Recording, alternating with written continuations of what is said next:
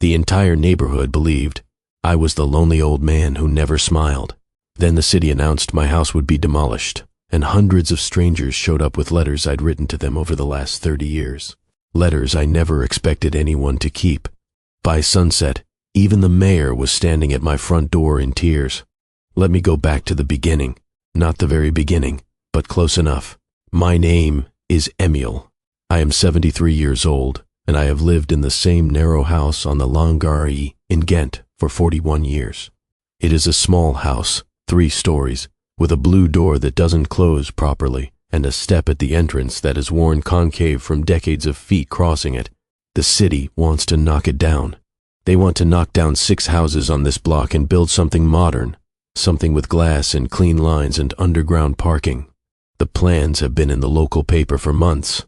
I read about them the way I read most things, sitting at my kitchen table with a cup of coffee and the window open, regardless of the season.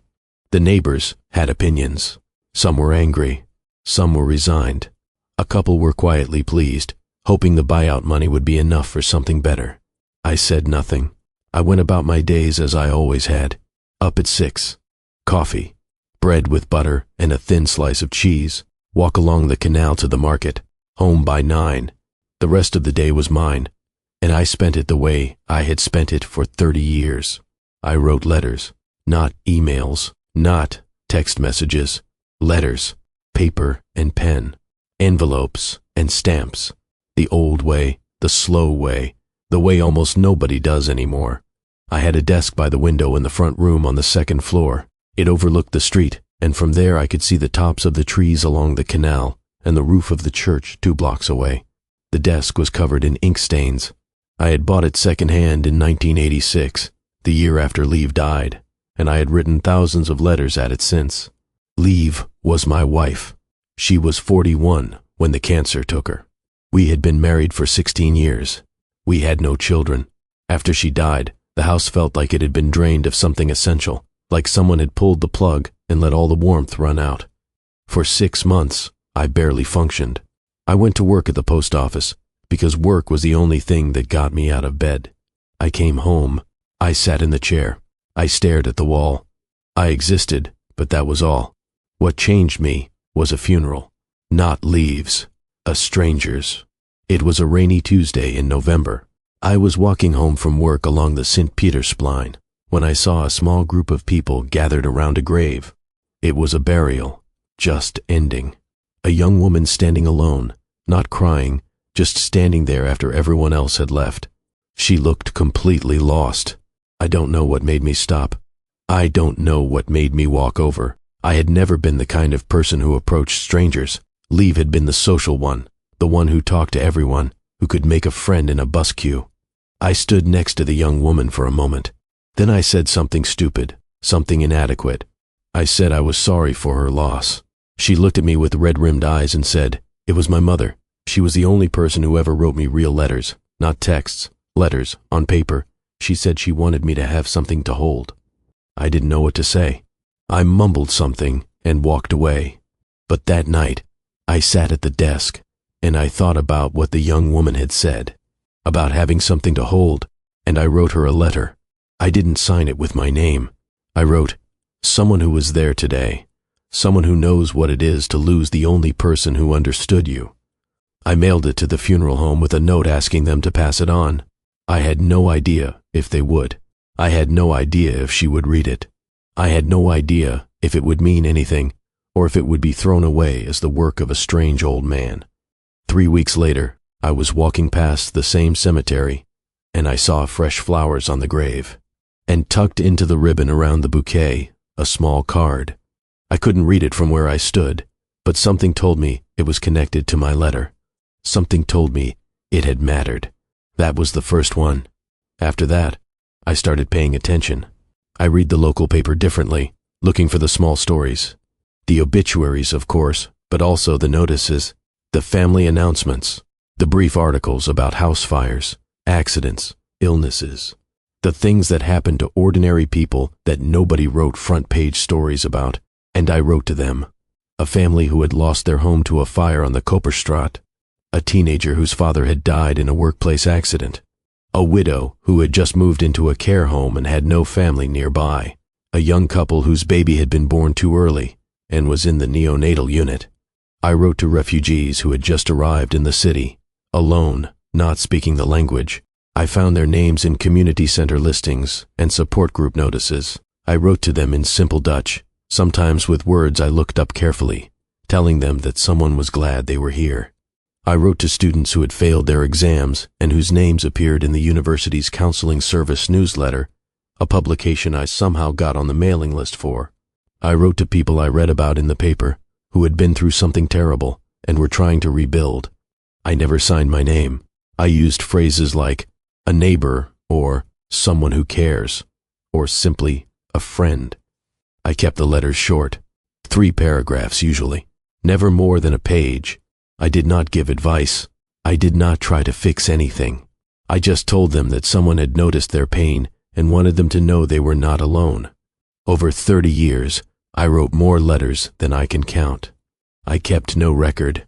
I used different colored inks, different styles of handwriting, different types of paper. I mailed them from different post boxes around the city. I was careful, not because I was doing something wrong, but because I didn't want the letters to be about me. They were about the people receiving them. Nobody knew it was me. My life in the neighborhood was simple and quiet. I worked at the post office until I retired at 65. I shopped at the same bakery on the Hoogpoort. I bought my newspapers from the same shop. I walked along the canals every evening. The neighbors knew me by sight. They nodded. Occasionally they said good morning, but nobody really knew me, and I didn't encourage them to. After Leave died, I had built a wall around myself, brick by brick, letter by letter. The letters were my way of reaching out without being reached back to, my way of connecting without the risk of connection. People in the neighborhood had their theories about me. I learned about them years later, but I suspected some of it at the time. The woman at the bakery thought I had been bitter since my wife died. The man across the street thought I was miserly because I never had visitors. The family next door told their children not to bother me because I was a grouch who didn't like people. None of it was true, but I didn't correct any of it. Correcting it would have required conversation, and conversation would have required letting someone in, and I had decided sometime in 1986 that letting someone in was too dangerous. So I became the lonely old man who never smiled, and I wrote my letters. And that was enough. For 30 years, that was enough.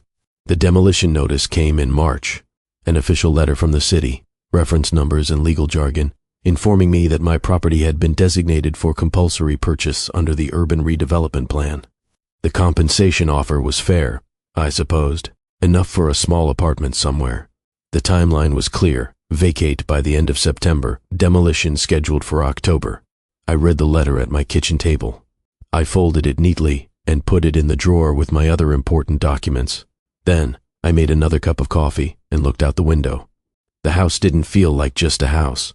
It was where Leave and I had made our home, where she had painted the kitchen yellow because she said it felt like sunshine, where we had danced in the living room on Saturday evenings with the radio on, where I had sat in the empty silence after the funeral and understood for the first time what the word gone actually meant. But I had known this was coming. The redevelopment plans had been discussed for years. I had watched the other houses on the block sell one by one. I was the last holdout, not out of defiance, but out of inertia. I simply hadn't gotten around to leaving.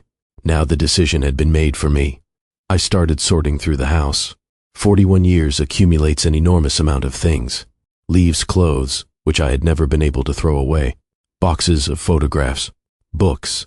More books. Kitchen equipment I hadn't used in years. Old tax documents. Tools I had inherited from my father. In the second drawer of the desk, I found something I had forgotten about. A small stack of letters, maybe 20, tied with a ribbon. These were not letters I had written. These were letters that had been sent to me in response to my letters, care of the funeral homes and community centers and support organizations I had used as intermediaries. People had written back, not many, but some, and some of those responses had found their way to me, forwarded through the various addresses I had used over the years. I had kept them, though I hadn't looked at them in a long time. I untied the ribbon and read them again, sitting at the desk in the late afternoon light. One was from the young woman at the cemetery. Her name was Sophie. She wrote, "I don't know who you are, but your letter arrived on the worst day of my life, and it made me cry in a way that felt like healing. Thank you for seeing me." Another was from a man named Hassan, a refugee from Syria. His Dutch was broken and spelling was uncertain, but the meaning was clear. "In my country I had friends. Here I am invisible. Your letter made me visible again." Another was from a woman named B, 82 years old, writing from a care home. "I have outlived everyone who loved me. I thought the world had forgotten I existed. Then your letter came, and I realized someone knew I was here. I put the letters back in the drawer. I retied the ribbon. I poured myself a glass of Genever and sat in the chair by the window and thought about all the letters I had sent that I would never hear back from. All the people I had reached out to in the dark, never knowing if the light had reached them. It had been enough, I told myself. It had been my small purpose. And now it was over, and I would pack up the house and move to a small apartment, and the letters would stop, and that was the natural ending of things. I was wrong about that. The first sign that something was happening came on a Thursday morning in late April. I was returning from the market with a bag of bread and some apples when I saw a woman standing outside my front door. She was in her mid-30s, dark hair, wearing a green coat. She was holding a piece of paper and staring at my house as if she was trying to confirm something. I assumed she was lost. I assumed she was looking for a different address. As I approached, she turned and looked at me, and her face did something unexpected. It crumpled, not into sadness, but into recognition. "Are you the one?" she said. "Are you the one who writes the letters?" I stopped walking. My hand tightened on the bag of bread. "I'm sorry?" "The letters, the kind letters, to people who are hurting." She held up the paper she was holding. It was an envelope, old and slightly yellowed, with my handwriting on it. My careful, deliberate handwriting that I had used for thousands of letters over 3 decades. "I got this when I was 12, she said. "My father had just died. My mother was falling apart. I was sitting in the waiting room of the counseling center every week, and one day this letter arrived, addressed to me, just to me, not to my mother. To me. It said that someone had noticed I was being very brave, and that it was okay to not feel brave all the time." I stared at the envelope. I recognized it. I remembered writing that letter. A little girl at a counseling center. I must have seen her name on a list, or overheard a conversation. I couldn't remember the specifics, but I remembered the feeling of writing it. The careful choice of words for a child. "That letter," the woman said, and her voice broke. "I have carried it with me for 23 years, through secondary school, through university, through my own divorce 2 years ago. Every time I felt like the world was too much, I would take it out and read it, and it would remind me that someone, somewhere, had seen me when I was at my most invisible." She was crying now, standing on my doorstep, holding an envelope I had mailed in 2001, crying as if she had been waiting 23 years to say these words. "Please," she said, "are you the one?" I stood there for a long moment. The bag of bread was heavy in my hand. The canal was behind me, and I could hear the water and the birds and the distant sound of traffic. "Yes," I said. "I am."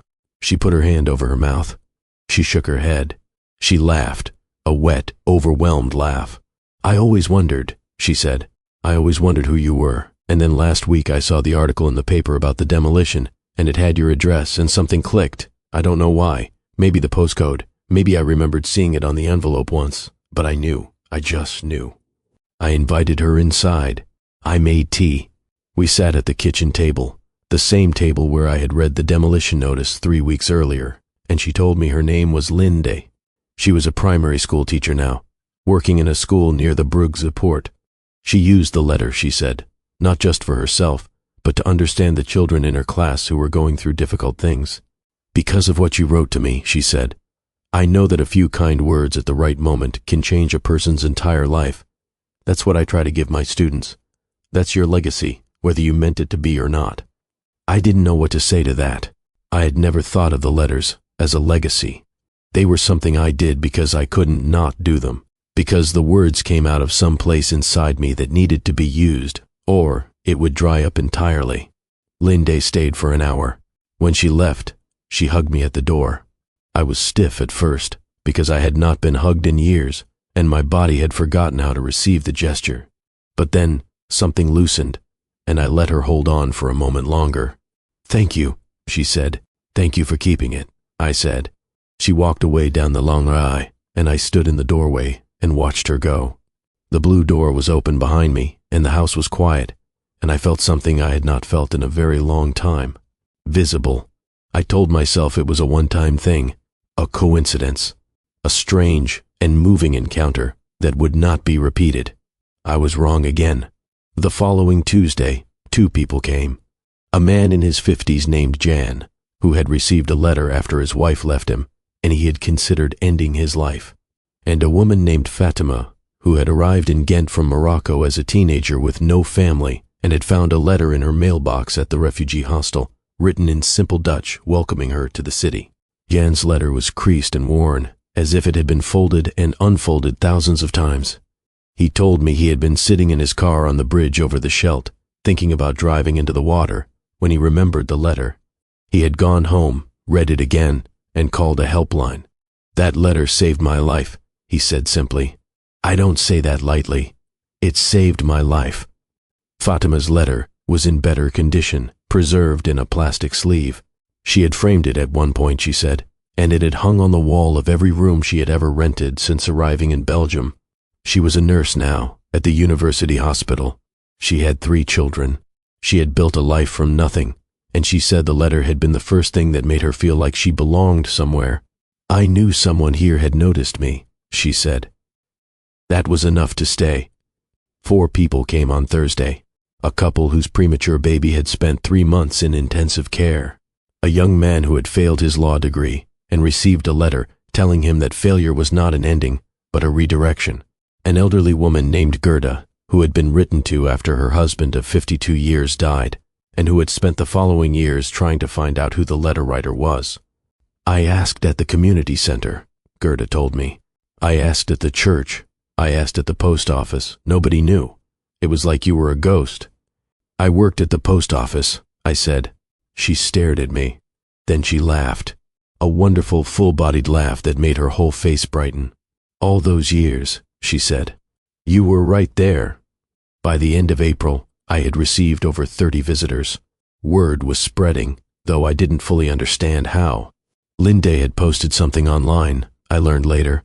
A photo of the envelope with a short description of what had happened. It had been shared thousands of times. I didn't understand social media. I still don't. But I understood what was happening in my living room. People were coming with their letters, and they were telling me their stories, and each story was a small miracle that I had never known I had been part of. A woman named Kathleen brought a letter I had written to her mother in 1998 after her father drowned in the canals. Her mother had kept it on her bedside table until the day she died, 4 years ago. Kathleen had found it while clearing the house and had brought it to me because she wanted me to know that it had been the last kind thing her mother had received from a stranger. She said it felt like a warm hand on her shoulder, Kathleen said. That's how she described it. A man named David came from Bruges. He had been a troubled teenager, in and out of youth detention, and someone had sent him a letter at the facility. Just one letter. It said that his past did not define his future, and that the fact that he was still here meant he was stronger than he knew. I read that letter every single morning for 2 years, David said. He was a carpenter now, married, 2 children. I don't know how you knew to write to me.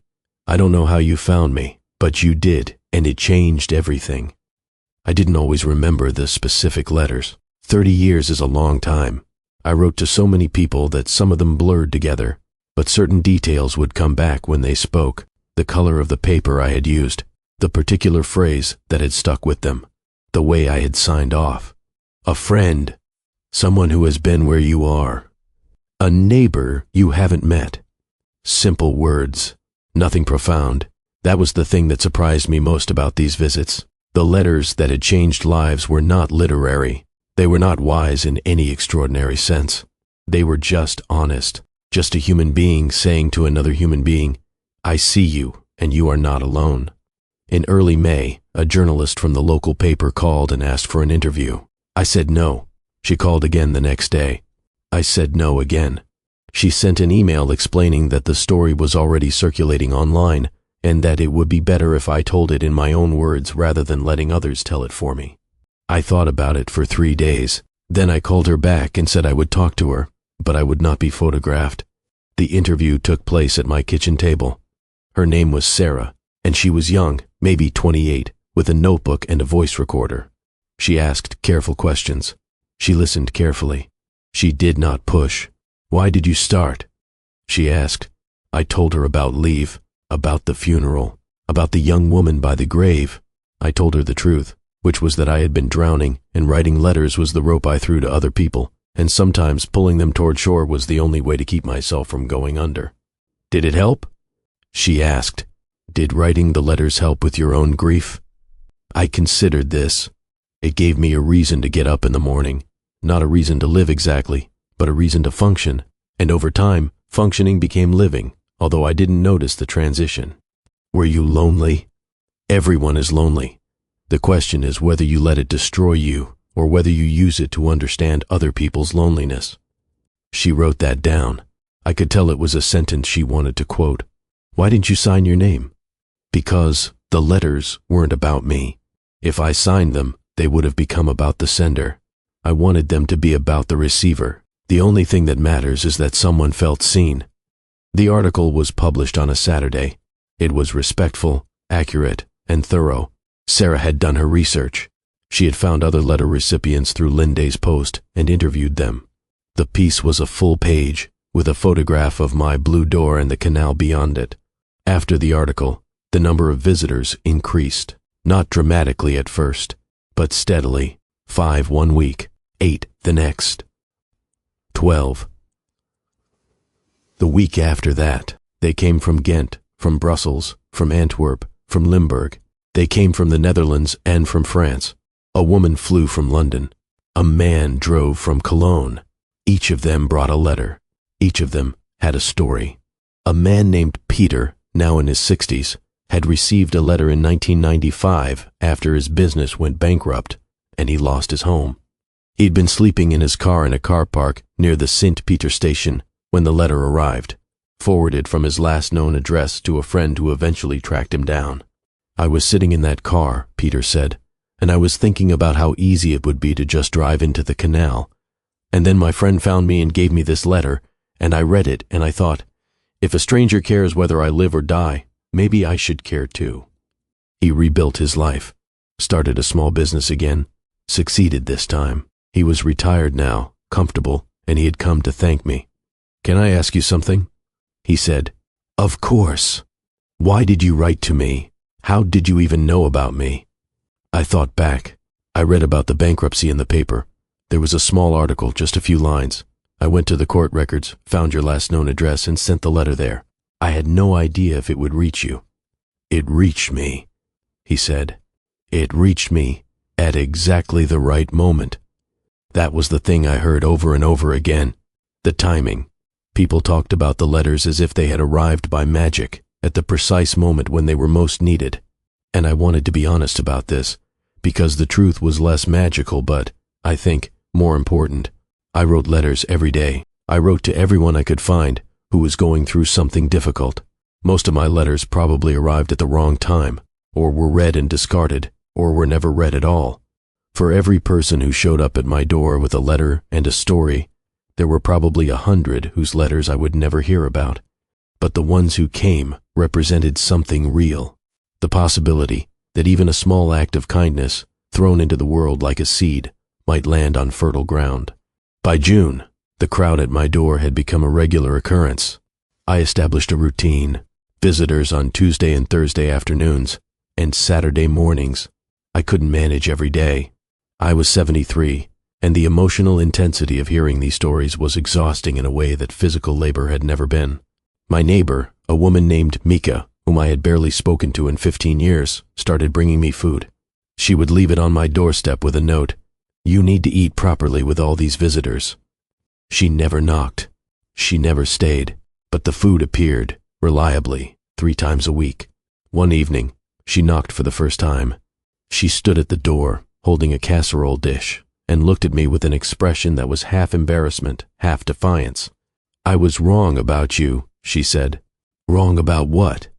"About what kind of person you are. I told my children you were a grouch, that they should stay away. I feel terrible about it now. You didn't know.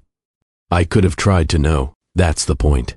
I could have knocked on your door years ago instead of just assuming." I took the casserole. "It's not too late," I said. She came in for coffee. We talked for 2 hours. She told me about her divorce, her struggles with her teenage son, her loneliness after her youngest daughter left for university. She was not so different from me, it turned out. She had just expressed her pain differently. I had written letters. She had gossiped about the neighbors.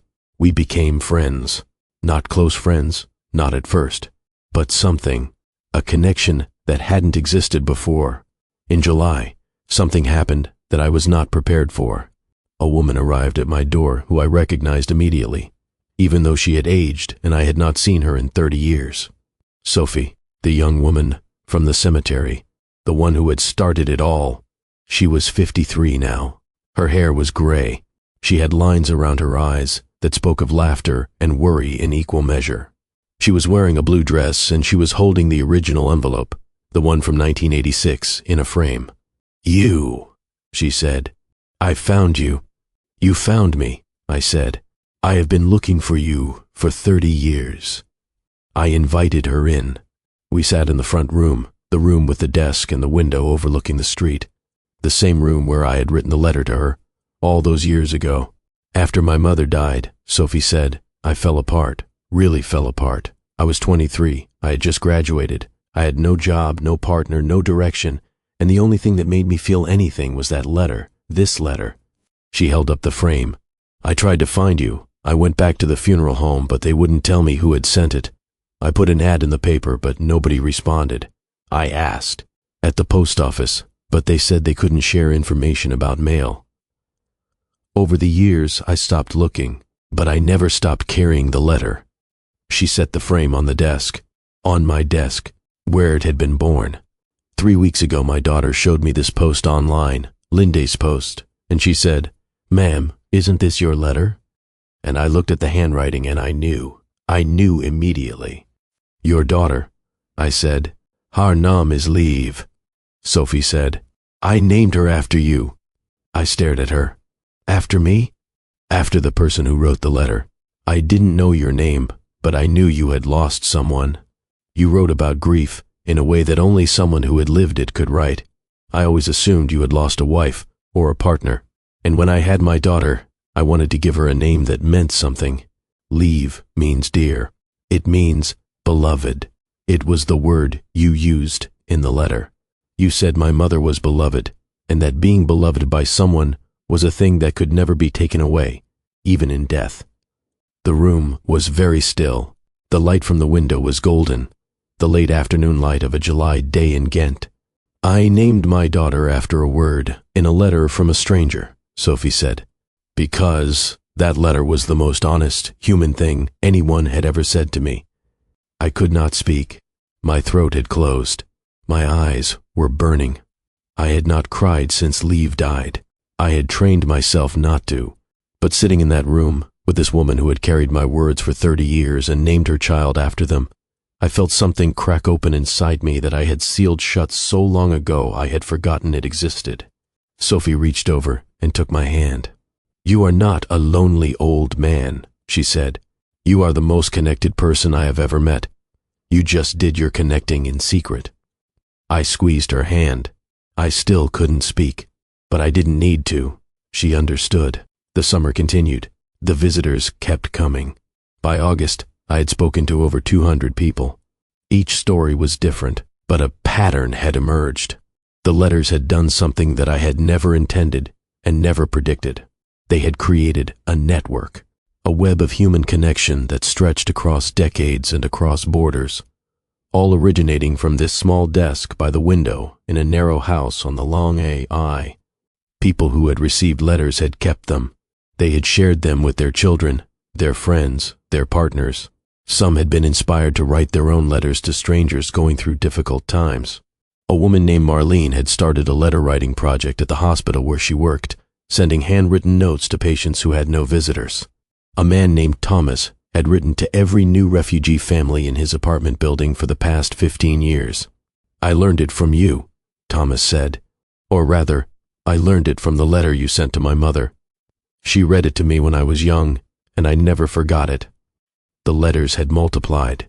My small act of reaching out had reached further than I could ever have imagined, branching and spreading like the roots of a tree, invisible beneath the surface, but holding everything together. In late August, I received a phone call from the city council. A woman named Hilda, from the mayor's office, asked if I would be willing to meet with the mayor to discuss the demolition. "I'm not interested in fighting the demolition," I said. "That's not why he wants to meet you." I agreed to the meeting. The mayor came to my house on a Thursday afternoon.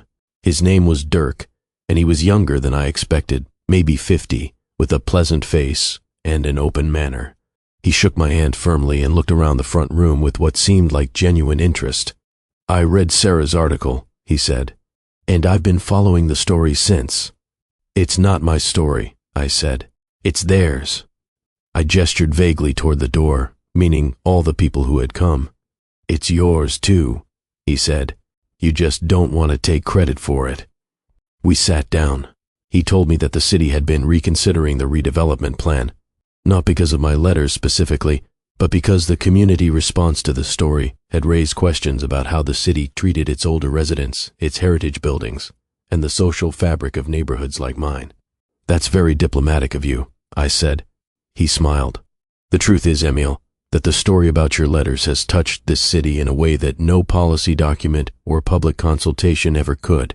People are talking about what we lose when we demolish not just buildings, but the lives that were lived in them. The council is going to vote on a revised plan next month, one that preserves 2 of the 6 houses, including yours." I stared at him. "You're going to save my house?" "We're going to try. I can't promise anything. The vote hasn't happened yet, but I wanted you to know that your story, and the stories of all those people, has made a difference." "Why my house? There's nothing special about it." "Everything that happened in it is special. That's what people understand now." He stood to leave. At the door, he paused. "Can I ask you something personal?" "Yes." "Are you still writing letters?" "No. I stopped when the demolition notice came. I thought it was time to stop." "What if the house isn't demolished?" I looked at the desk by the window, the desk with the ink stains and the worn surface and the view of the canal. The desk where I had sat for 30 years, reaching out to people I would never meet, trying to make the world slightly less cold. "I don't know," I said. He nodded and left. September came.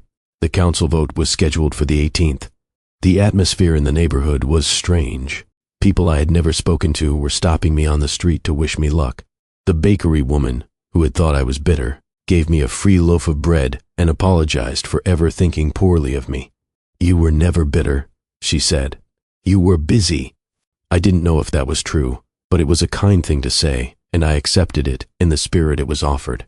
On the morning of September 18th, I woke early. I made coffee. I sat at the kitchen table. The house was quiet. The light came through the window in the way it always did at that hour, pale and clean, touching the yellow wall that Leave had painted. I thought about her. I thought about how she would have laughed at all of this. She would have been delighted by the chaos, by the visitors, by the attention. She was the one who had always said that kindness was the only thing that mattered, and I had spent 30 years proving her right without ever telling anyone that she was the one who had taught me. I dressed and walked to the city hall. I didn't plan to go inside. I didn't want to watch the vote, but I wanted to be nearby, because whatever happened, this was the place where the decision would be made. When I arrived, there was a crowd. Not a large crowd, maybe 100 people, gathered on the steps in the square in front of the building. And I recognized faces, dozens of them. Linda was there. Jan was there. Fatima was there. Sophie was there, and beside her, a young woman in her 20s who could only be Leave, named after a word in a letter written by a stranger to her mother 30 years ago. They had come to the city hall, not to protest or to demand anything. They had come to stand near the place where the decision about my house was being made, because they wanted me to know that whatever happened, I was not alone, that I had never been alone. I stood at the edge of the crowd, and people turned and saw me. and a murmur went through the group like wind through trees. Linde came over and took my arm. "They wanted to be here," she said. "They wanted you to see." I looked at the faces, people I had written to in grief and in darkness, people who had carried my words for years, people whose lives had intersected with mine in the smallest possible way and had been changed by it. The doors of the city hall opened. A clerk came out and read the result of the vote. The revised plan had passed. My house would be preserved. It would be restored as part of a small heritage row, with the modern development built around and behind it. The crowd cheered. I stood very still and let the sound wash over me. Afterwards, people gathered around me. They shook my hand. They hugged me.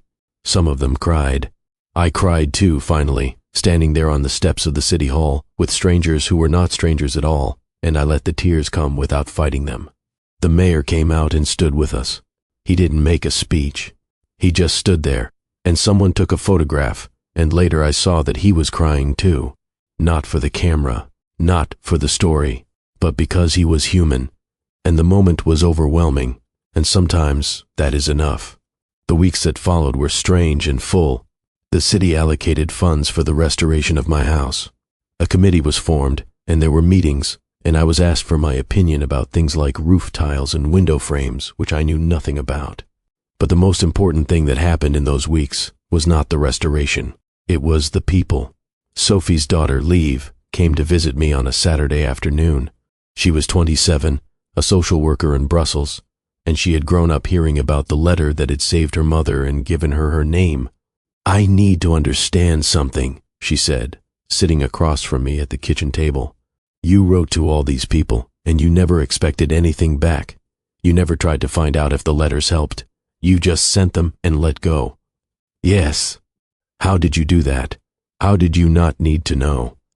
I thought about this carefully, because needing to know would have made it about me, and it was never about me. It was about the person on the other end of the letter. Whether they read it or threw it away, whether it helped or didn't, the act of writing it was the thing, the reaching out. That was the point. Liv nodded slowly. "My mother says you changed her life." "Your mother changed her own life. I just gave her a small push at the right moment." "That's what I do in my work," Liv said. "Small pushes, and sometimes people push back, and sometimes they fall, and sometimes they fly, and I never know which it will be, but I have to keep pushing. Because the alternative is to do nothing, and doing nothing is not an option." "No," I said, "it isn't." She looked at the yellow wall. "My mother told me you painted this wall for your wife." "Liv painted it. My Liv. Your namesake. The color is beautiful." She said it felt like sunshine. Liv smiled. "I think maybe you were the sunshine, Emil. You just didn't know it." I started writing letters again in October. Not because the house had been saved, though that was a gift I hadn't expected. Not because people now knew who I was, though that was strange and uncomfortable, and I was still getting used to it. I started writing again because the desk was still there, and the window was still there, and the light was still there, and the world was still full of people who were suffering in ways that could be eased by a few honest words on a piece of paper. But something was different now. For the first time in 30 years, I signed my name. Not on every letter. Some letters still didn't need a name. But on some of them, particularly the ones to people who were very alone, I added at the bottom, "Emil, from the house with the blue door on the long rye." Because I had learned something from all those visitors, from all those stories, from all those crumpled and worn and framed letters that people had carried through their lives. I had learned that being known is not the same as being seen. I had spent 30 years being seen by strangers while hiding from the people next door. And the irony was that the strangers had understood me better than I had understood myself. The house is being restored as I write this. The workmen come every morning at 8. They are careful and respectful, and they sometimes ask me about the history of the house, and I tell them about Liv and the yellow kitchen and the dancing on Saturday evenings. The blue door is being repaired. The step is being leveled. The roof is being fixed. The house will stand for another 50 years, maybe 100. And other people will live in it after I am gone, and they will wonder about the yellow kitchen and the old desk by the window. I hope they sit at that desk. I hope they write letters. I have no children of my own. I used to think that meant I would leave nothing behind, no legacy. No trace, no evidence that I had been here. But I was wrong about that. As I have been wrong about so many things. The legacy is not in the house. It is not in the letters, which will yellow and fade and eventually be lost. The legacy is in the people who read those letters and decided to be kinder, in the children who were raised by parents who had been touched by a stranger's words, in the chain of human connection that stretches out from that desk in directions I will never see. Linde will teach her students with that letter in mind. Leave will keep pushing people in small, quiet ways. Thomas will keep writing to refugees. Marlene will keep sending notes to patients who have no visitors. And their children will grow up knowing that kindness is not a grand gesture. It is a pen on paper. A few words, chosen carefully, sent into the dark. I am 73 years old. I live in a narrow house with a blue door on the long RE in Ghent. My wife has been dead for 38 years. For most of that time, I believed I was alone. I was never alone. Every letter I wrote was a thread, and every thread was connected to a person, and every person was connected to other people, and together, all those threads made something that looks, from a distance, like a web. But up close, it looks like what it actually is. A neighborhood, a community, a family, not of blood, but of choice. Someone asked me last week if I regretted the years of silence, the decades of keeping my distance, of being the lonely old man who never smiled, of hiding behind letters because I was afraid of being known. I thought about it, and the answer is yes, I regret it. I regret every year I wasted behind that wall, convinced that the only safe way to love people was from a distance. I regret that I didn't knock on Mika's door sooner, that I didn't smile at the bakery woman, that I didn't let my neighbors see the person behind the grouch. But regret is not the same as shame. Regret is a teacher. It shows you what you could have done differently, and it trusts you to do differently next time. There is not much time left for next times. I am aware of that every day, in the stiffness of my joints and the slowness of my steps, and the way the afternoon light makes me want to sleep. But there is some time, enough time to keep writing, enough time to keep the door open, both literally and otherwise. Yesterday, a young man knocked on my door. He was 19, a student at the university, and he was struggling.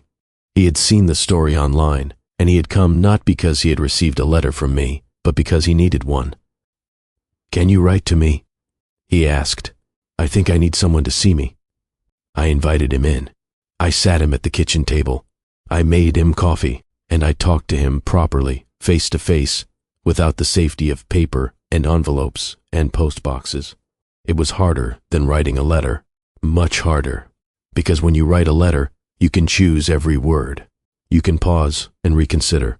You can be the person you want to be without the messiness of actually being that person in real time. But it was also better because he was right there, because I could see his face change as he listened, because when he left, an hour later, he didn't take a piece of paper with him. He took the memory of a conversation, of being looked in the eye and told that he mattered. I stood at the door and watched him walk down the long way toward the city center, and I thought about all the letters I had sent into the world, and I thought about what Liv would say if she could see me now. She would say, "It took you long enough." And she would be right. The house will be restored by spring. The yellow kitchen will stay yellow. The desk will stay by the window. The blue door will open properly for the first time in 40 years. And I will be here, writing letters, talking to visitors, drinking coffee with my neighbor, being for the first time in my life, not the lonely old man who never smiled, but the old man who learned, late but not too late, that the only way to not be alone is to let people in. It is a simple lesson. It took me 30 years to learn it, but then the best lessons usually do. Feedback do.